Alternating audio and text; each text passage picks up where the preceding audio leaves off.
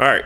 So for this one, there's actually a good article about South Carolina DOT transforming their philosophy and investing over $7 billion into transportation infrastructure. Let's take a look at this. So it says South Carolina celebrates another interstate expansion after an influx of money to the crumbling system. And crumbling is a good word to describe it. So this article kind of goes over some of these projects. And so the first thing they talk about is that $825 million project that they just went over in the video for Interstate 95. And Justin Powell, the new, well, he's been around for quite a while already, but the South Carolina Secretary of the South Carolina Department of Transportation. So this initial influx of money, as we see, came from the gas tax being raised from 12 cents a gallon under Christy Hall to now being 28 cents per gallon. So more than double the revenue now coming in. And South Carolina DOT was spending $2.7 billion on their roads back then, which was okay 40 years ago when the state was much smaller. But today, as South Carolina, along with most of the rest of the South, most Americans are coming to the South. So you need to upgrade your infrastructure to keep up with this population growth. And now, South Carolina is about to spend $7 billion on their highways. $7 billion.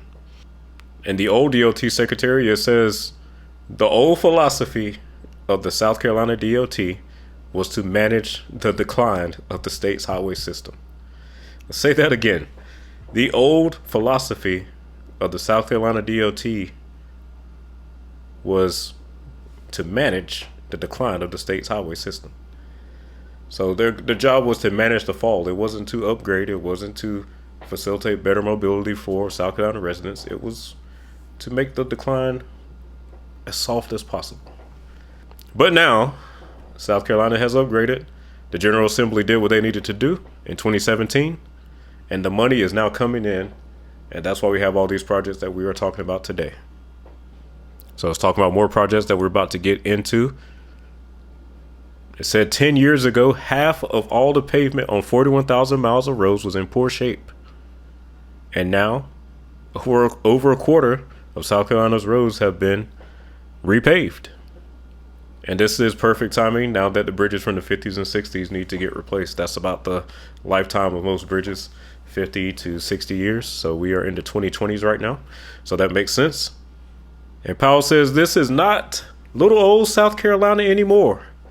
The interstate system was built back when South Carolina had about 2.5 million people. And we had the challenge of maintaining what we have and dealing with the significant growth pressure.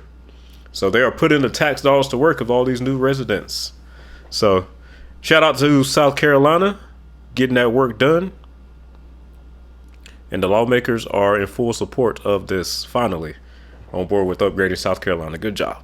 Now let's go take a look at one of the other major projects going on in South Carolina. Let us get over to the story.